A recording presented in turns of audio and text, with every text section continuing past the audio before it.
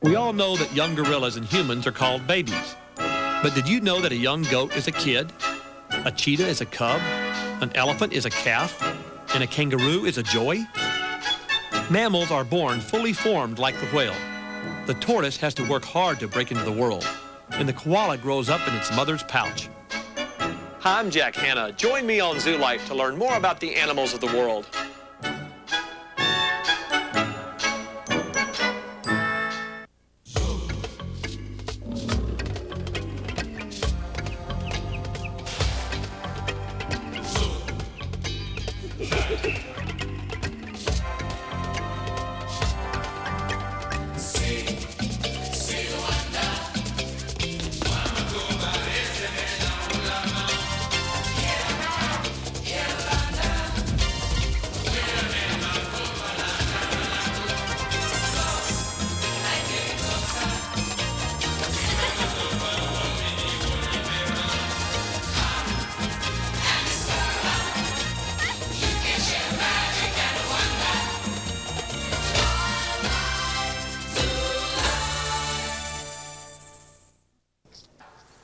Baby animals are at the heart of any zoo.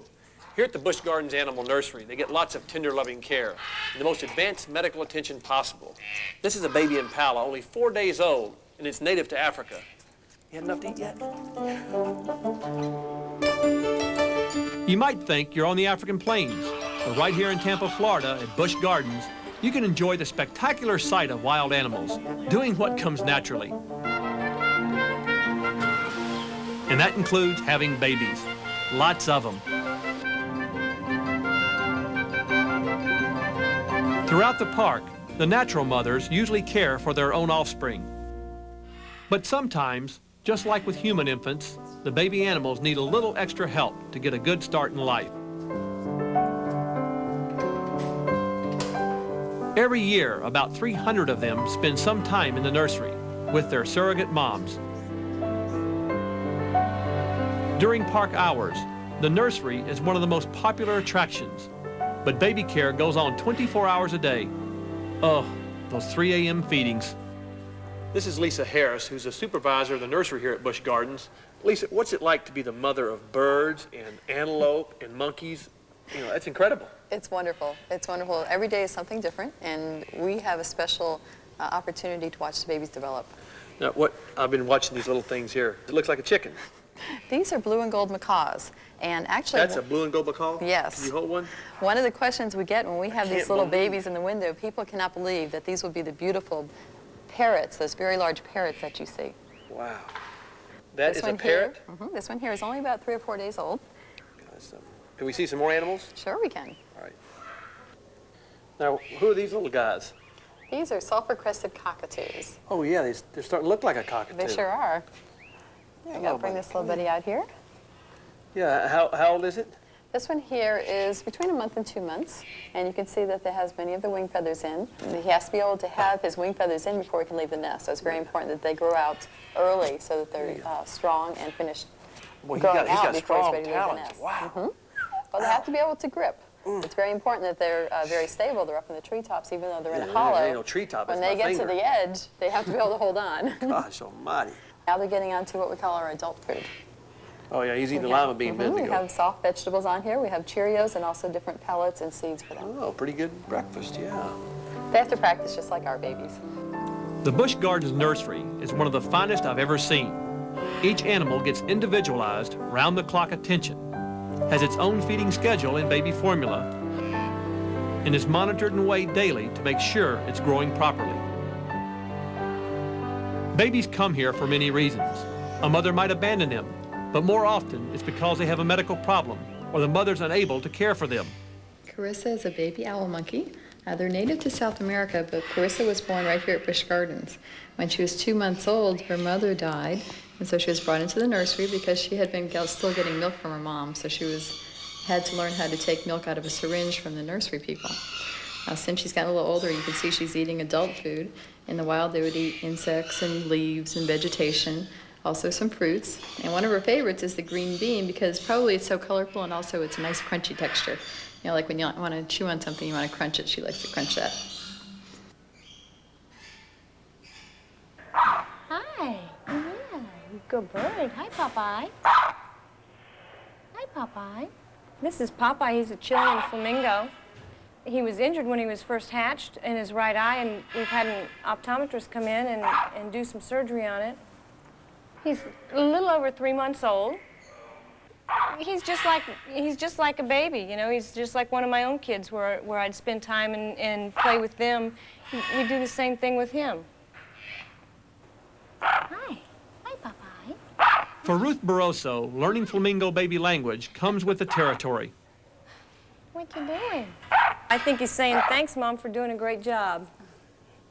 With all that tender, loving care, it won't be long before Popeye can be reintroduced into the flamingo colony and eventually have chicks of his own. Babies are not only blessed events, they can ensure the survival of a threatened species. But before you can have babies, you've got to have a good breeding program. Luckily for these endangered Asian elephants, the program here at Busch Gardens is one of the best of any zoo in the world. And a lot of that success is due to Roman Schmidt, who's worked with elephants for over 20 years. Now, Roman, how do you breed an elephant? How do you breed an elephant? Well, it's complicated. Of course, you have to have a bull and then some good-looking females. Roman and his elephants have certainly been doing something right, because in the last 5 years, they've had 8 babies. And if you've never met a month-old elephant, believe me, it's quite an experience. I think the winner of any baby animal contest would have to be Benny. He was born. I think the winner of any baby animal contest. I think the winner of any baby contest would have to be. He was born just a month ago. Luckily for him, his mother took care of him, so he didn't have to go to the nursery, because I may have to go to the hospital. Oh, here you come. Come on.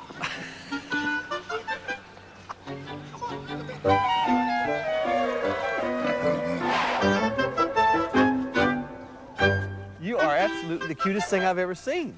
But he's wild. He's full of curiosity right now. He looks like he doesn't weigh much, but that thing is strong.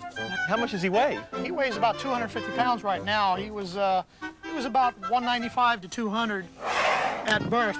That's a big baby. Benny, aren't you tired?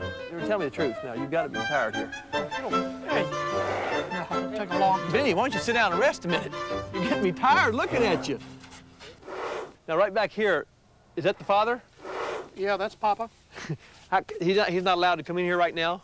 If something happens to the baby, they're very, very protective. Right. And we're afraid maybe the father would be overly protective and inadvertently hurt the calf.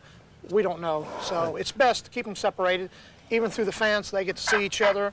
They get to communicate. So.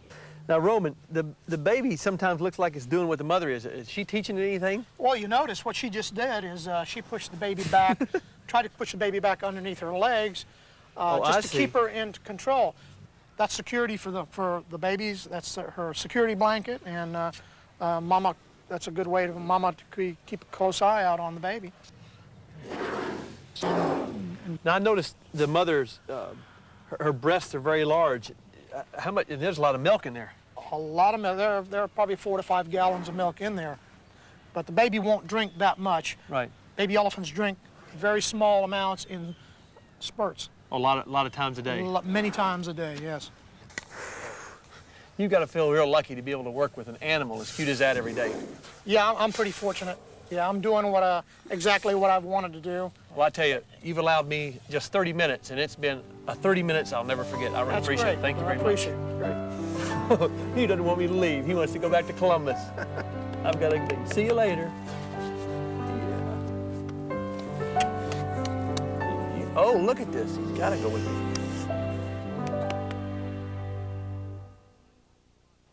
The name of this island, Oahu, is Hawaiian for coming together. And here in Sea Life Park, Things can come together in some very strange ways. Several years ago, a false killer whale here mated with an Atlantic bottlenose dolphin, creating the world's first whalfin. They call her Kekai Malo, which in Hawaiian means peaceful sea. Right now, she lives behind the scenes in a maternity tank with her newborn calf and her mother, a dolphin.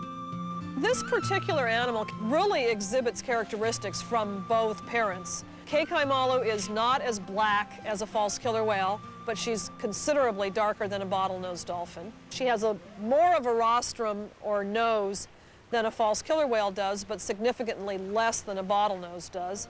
She has about twice as many teeth as a whale and about half as many teeth as a bottlenose. So she pretty much pulls right down the middle. Her 3-month-old calf, fathered by a bottlenose dolphin, is 1/4 false killer whale. Dolphins and killer whales generally reach sexual maturity at 8 to 10 years, but Kekai Malo is only 6.5, and being a mother at that young age poses problems. Oftentimes a first baby is not successfully raised, and when you mix in the additional factor of it being an uncommonly young mother, I think it's very much like a human mother. I think she basically is pretty clueless about what's supposed to go on.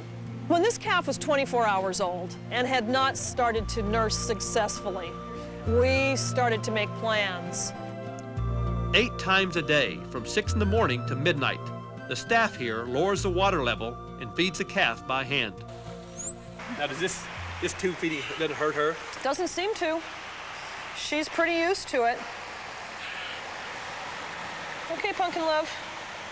It's amazing. The mother has all this milk, but she won't feed the baby. Yeah, she just hasn't figured it out. Ooh, it looks like milk of magnesia. It's really pretty vile, actually. It's vile. It tastes like fish in a chalk mixture. Oh. Now, how long will you have to tube feed the baby? Probably when she's around 5 months old, we'll start to transition her onto fish and complete it when she's about 6 months old. I just can't get over how calm this wild animal is.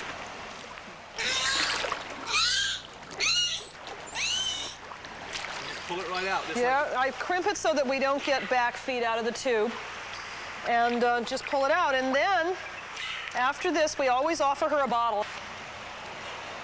Let's see, let me show you the technique here. Why don't you come stand right over here? I bottle fed 3 babies, my own, but... Okay, what we do is sometimes she's hungry, sometimes she isn't. We just kind of lift up her little mouth, and you see she brings that little tongue right on up there. I hear her sucking. Yeah, here, you want to... Oh, listen. She's kind of a little piggy. Are you he's full? Yeah. Okay, tip it up a little bit more. Okay, I think she's full. Okay, and then the last part of this procedure is we reunite them. What we'll do is, if you just step my way, one giant step, and then Shantae will let her go. She'll go find the mother, huh? We wait until she's nice there and she calm, goes. and we just let her go. That's something else.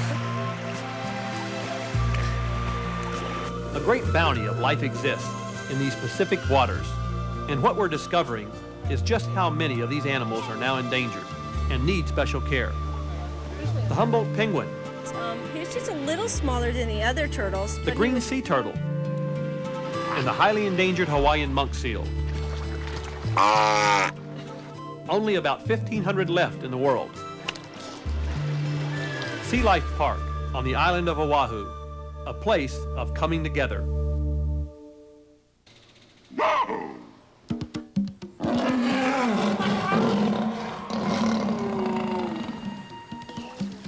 At the North Carolina Zoo, just outside the town of Asheboro, it's a treat to see animals living in their natural habitat.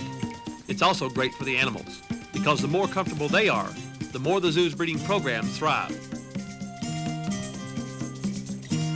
This must be the biggest birdhouse in the world. Actually, this is the forest aviary exhibit, where over 150 tropical birds intermingle in a completely natural environment. I can tell you one thing, there's plenty of room in here for free flight.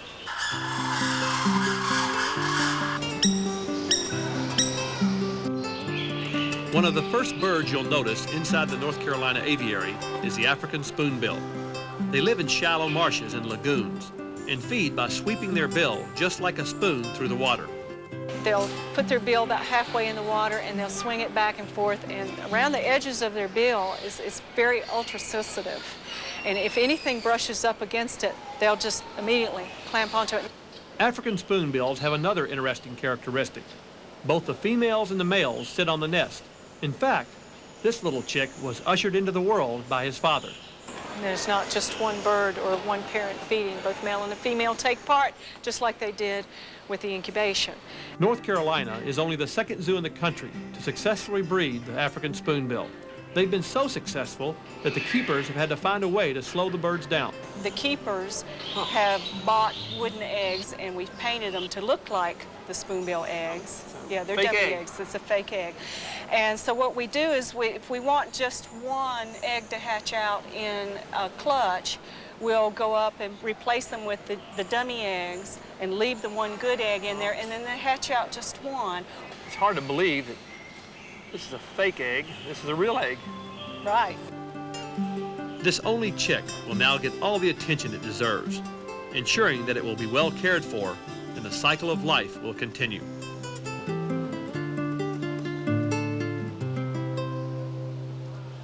This is one of 3 exhibits at the zoo featuring the lowland gorilla. These animals are highly endangered, but the North Carolina Zoo has had great success with its breeding programs. You're about to meet North Carolina's first gorilla baby. This is Kwanzaa. His name means first in Swahili. He's 2.5 years old, and he lives in the Forest Glade exhibit with his mother, Hope, and Carlos, his father. Kwanzaa's personality is awfully rambunctious, playful. To a degree, you could compare it to a toddler. He'd just soon be out on the playground than in doing something inside. He wants to be out active and playing. Kwanzaa's arrival at the zoo has given visitors a chance to see how gorillas grow.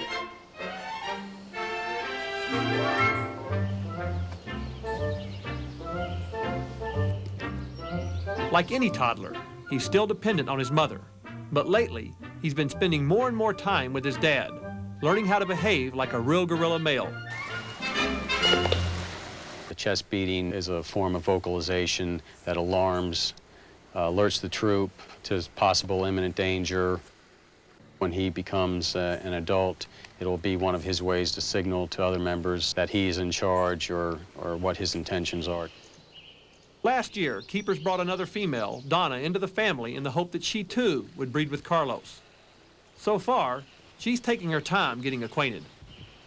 She's never been in a situation where she's had a male that's been very interested in her and hopefully wanting to breed her. In the mornings, many times he'll want to chase her and try to get his hands on her, but she keeps a safe distance from him.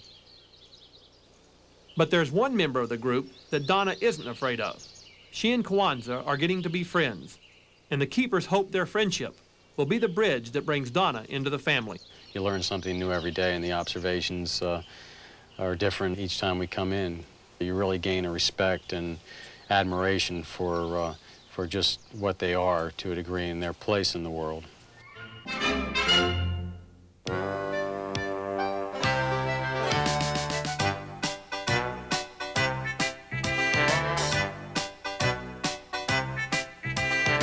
People talk about the special bond between mother and child that you can find all through the animal world. There's no doubt in my mind that animals feel love.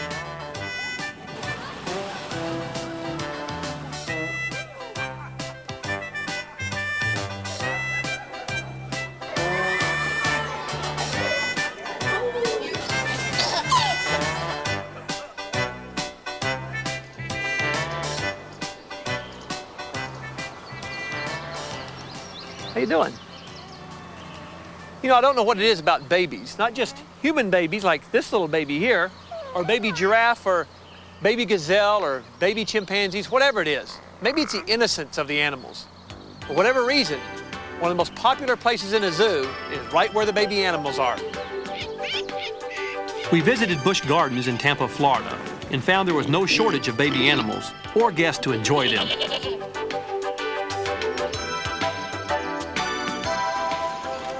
We didn't waste any time in asking about the newest arrivals on the Serengeti Plains exhibit. And we learned that raising baby giraffes can be a tall order, and more than a handful to say the least.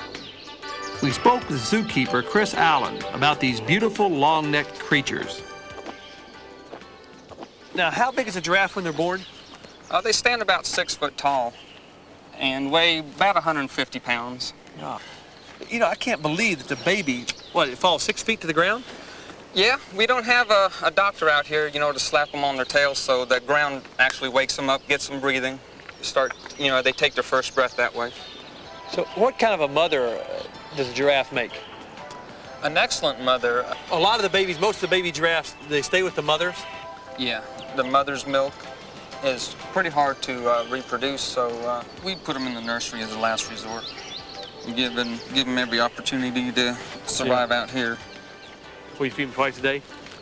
Grain in the morning and hay in the afternoon. Yeah. Look at those tongues. Now, Chris, as far as drinking water, how in the world does the giraffe do that? Well, that's a very difficult task for a giraffe. What they'll do is they'll splay their legs forward. That'll get their breasts down closer to the ground, and then they can drink their water that way. They also graze that way on grass, and that is when they are accessible to predation. A giraffe's legs may appear to be fragile, but they are actually a source of strength.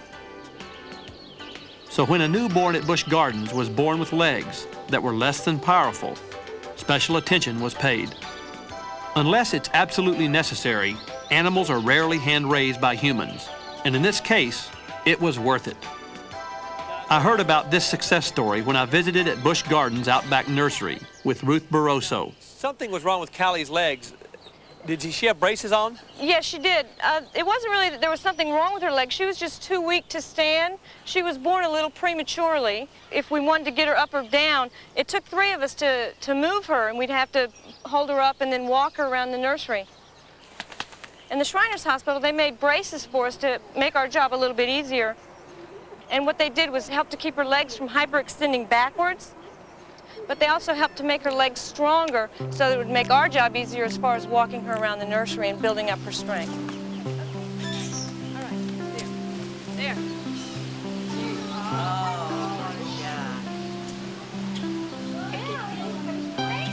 One of the greatest pleasures in life is watching a child do what it does best, frolic around, enjoying herself by running free.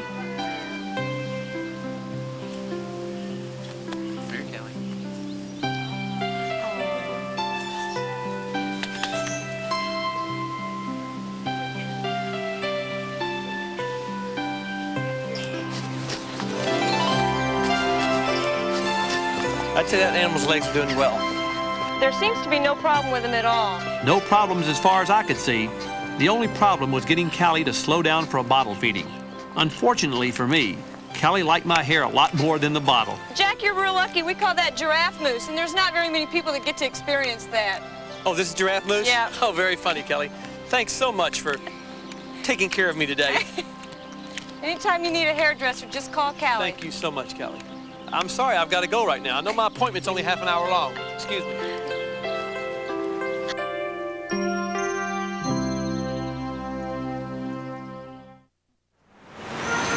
Chicago, my kind of town. Children of the city have got to be one of the most riveting sights to see, especially at Lincoln Park Zoo in Chicago. Debbie, it looks like there's a lot of excitement here in the barn today. What's just happened? Well, about 10-15 minutes ago, Missy, who's one of our goats, just gave birth to twins, and that's always an exciting part here at the zoo. So these were just born, both of them? Mm-hmm. A male and a female. Wow. And right now what she's doing is clearing off the afterbirth. Lick the babies clean? Mm-hmm. It does a couple of things. One, actually her licking helps dry them off so that they don't get cold. And also the licking stimulates them, like, our babies might get slapped or something. It helps stimulate their breathing. This was the first one that was born, and we're still working on the second one. Yeah, the second one looks a lot bigger than the first one. A lot bigger. Sometimes you get that, you never know. Sometimes they're the same size. Look at that. I don't know very many human mothers who are up on their feet and eating their breakfast right after birth. You know what's amazing, Debbie, is to watch that's that animal's first nursing, and how did it know where to go? They basically know where it is by instinct. They have a really strong instinct to suckle and find food very quickly. They're hungry. Being born is very hard work. Now don't start nursing me. Hey, hold it. Hey. Ever hear the expression, a face only a mother could love? Well, fortunately, there are a lot of beings in this world, both human and animal, that are willing and able to step in for the natural mother when a baby needs extra help. At zoos, aquariums, and other facilities, we often find these little guys in nurseries. There are a number of surrogate mothers to be found that get a special fulfillment from this relationship. One of the most respected and dedicated mothers I have ever met is Pat Sass, senior keeper of the Great Ape House. Pat, I have not done this bottle fed in a long time with 3 girls, but they're all grown, but I haven't lost touch, have I? No, as long as she's taking it, so far you're doing okay. Well, I'll tell you what I have lost touch with. That's what you're doing. Yeah, you got the better job. No, don't ask me to do that. Woo! I never got to change little boy's diaper, and I'm not going to start now. Now, what's your name? That's Zawadi. Zawadi. Boy, you're a good-looking gorilla. What happened to Zawadi's mother? Well, Zawadi's mother is okay, but he developed a medical problem, so he needed to be hand-raised. Now, who do I have here? That's Tabibu. And how old is she? A couple months old. And look at the feet on this one. Look at the feet. I've never seen pigmentation like that. It looks like a marble. Her father is Gino, and all of the babies that he has fathered have either had marbled feet or white. Can you hold Zawadi up a minute, sir? So far, I've been seeing his bottom here the whole time. I can't seem to see how handsome he is. Good-looking guy, aren't you? You good-looking. Boy, he is handsome. This boy's going to be big. I can tell from those hands. Look at the size of those hands. This male is going to be big. Are ya? What's he doing? He's just playing. Sure, he's just all excited, aren't you? Are you excited and you like to be tickled? His mouth is open, so he's having fun. Just like kids do. With a big belly, like a Buddha belly. A Buddha belly. Yeah, that's what you got. It's like a little Mack truck. How long will he stay in the nursery? Because it looks to me like he's going to take this place apart in about 2 more weeks. No, he's okay. Actually, when they're about close to a year, they get moved back to the ape house. And then we have a program where we have a female, Debbie, who's about 27, and she's never had her own babies, but she's an excellent foster mother. And we will slowly introduce him to her, let them bond, and then she will teach him to be a gorilla. Right now, he's between a gorilla and a people because of being mother-raised and hand-raised. Now, what do you think is easier, taking care of human babies or gorilla babies? Well, it's like having a kid so that your life isn't your own. It belongs to the gorilla. And again, if you have to go out or do anything, either it has to be where you can take the baby with you or you have to get a babysitter. Though I admit it's a lot easier to get a babysitter for a great ape than it is for a human. Yeah, I really enjoy working with the animals and especially with the great apes. I don't know, I just feel that, I don't know, maybe in my other life I was a gorilla. I don't know. So, and I like their personalities and their toughness. They're probably one of the neatest animals around.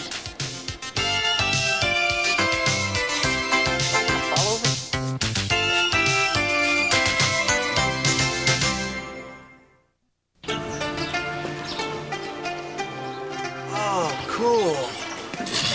Oh, no, easy, easy. I just want to see the baby fish. Okay. How many babies you got there? 1, 2, 3, 4.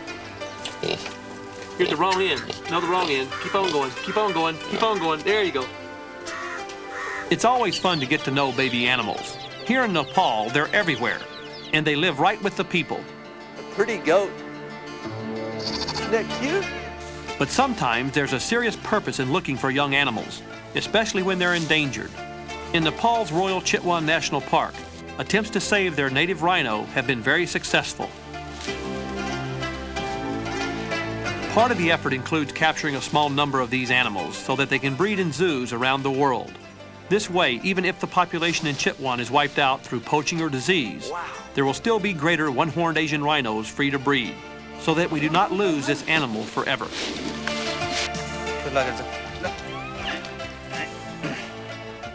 A calf like this one is still wild and strong enough to seriously injure a person. The people who work patiently to earn their trust are a special breed themselves. Jean Jacobson is the keeper of large mammals at the Fort Worth Zoo. When I caught up with her in Nepal, it was a long way from Texas. I've already seen a rhino. You seen a rhino yet? I've seen one. I've seen one from elephant back. So what are you doing here? Actually, I came here just a few days ago to do some of my own research. Is this an experience of a lifetime for you? Oh, it certainly is. I've never seen rhinos in the wild. I've only taken care of rhinos in zoos, but to come here and see rhinos in their natural habitat is just incredible. It's the same thing for me. Have you seen your baby rhinos yet in Texas? No, I haven't seen. And I have something to give to you. What's that? I brought some photographs of our rhinos. And Vishnu, you were responsible for capturing these rhinos. Oh, yes. This is a roon. This is our male rhino. And this is a rati, our female rhino. Oh, that's nice. What's this right here? Oh, this one's bed for, watching for at night. The keepers sleep here. The keepers sleep here at night. Is that what you do at your zoo? I have. I know this woman would. She is good. Yeah, 4 people can sleep here. This is something else. Just sleep right here. Yes. Wow. Because look at danger this for babies. That's why some animal is coming, How old's the little baby? This one's about 5 to 6 months old. Now, how do you feed them? We can feed now. We put on the big bucket and milk. We mix vitamins with milk. And then he's putting in just a bucket down there. Oh. And he can feed them like that. She knows it's food. Yeah, she knows now. Oh, look so at that. She's going to. Oh, no. It's your milk. It's your milk.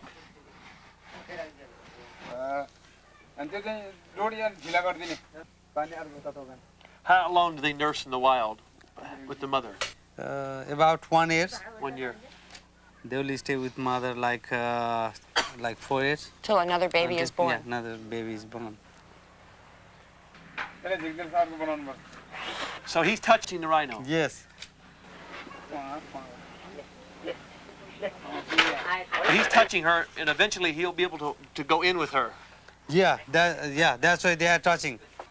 And it takes a lot of patience with them. Yes. You can't go too quick. Yeah. Now, will this one's mother go out and breed again? Will breed again? Yes. How long was she staying here? About 1 week. Another week. She's been here 1 week. Yeah, she's been 1 week. And she'll be here one more week. She'll be another 1 week. She's going to charge. Whoa. She doesn't quite trust him. Yeah. No, not yet. But Not day yet. after day, doing this 2 or 3 times a day, Yeah, that's she why- learns Yeah. not to be Yeah, not to be slowly. afraid. Yeah. They can eat. Has it eaten from anybody's hand yet? Not yet. Not yet. It's very dangerous. Just to try like that. I don't think I... Still, she's going to charge. Whoa. Cool. Maybe he sticks the orange on the end of the stick. On the end of the stick. त्यो लट्ठी में राखेर देऊ त लट्ठी में उनेर्दैन त्यो यो लैजाऊ तपाईँ त्यो लगेर जाऊ सुन्दला Look. She has to smell it. See? She smelled it. She's gonna eat it. See, She's she'll eat it. Fishing for rhinos. Pretty good idea, huh? From now on, you can say Jack taught us this. Jack taught. This is what they do, though, in the circus. When they train the cats, they put the meat on the stick, see? And then they follow the stick. They'll remember this every day, right? Yeah. Every day they do this. Yeah.